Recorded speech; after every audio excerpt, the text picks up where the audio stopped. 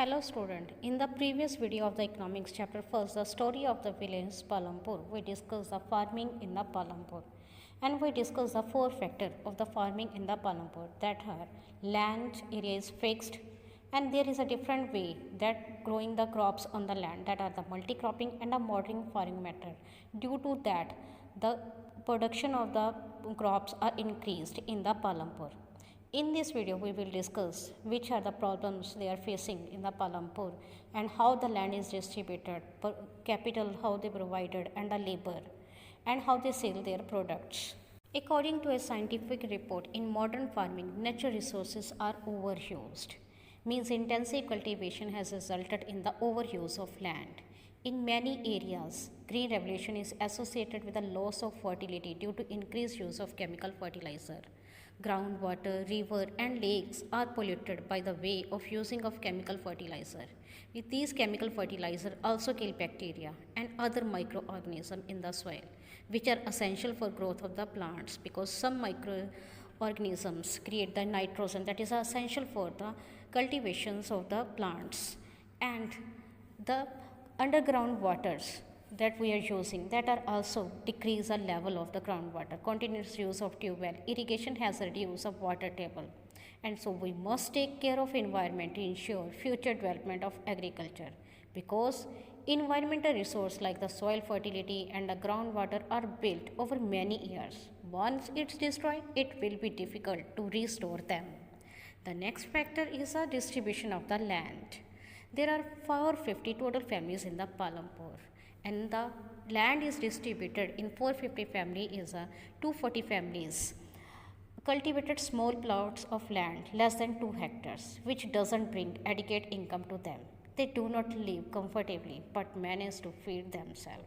150 families means one-third families are landless and most of which are the Dalit means the scheduled caste or the scheduled tribes. And on the other hand, more than half the area of the village is covered by plots that are quite large in size. And 60 families have large and medium sized plots that measuring about 2 hectares.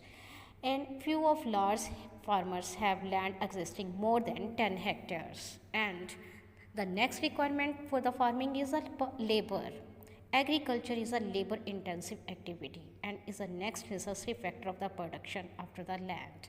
And some farmers are worked on their land and some worked on another land for which they receive wages. Small farmers and their families cultivated their own field.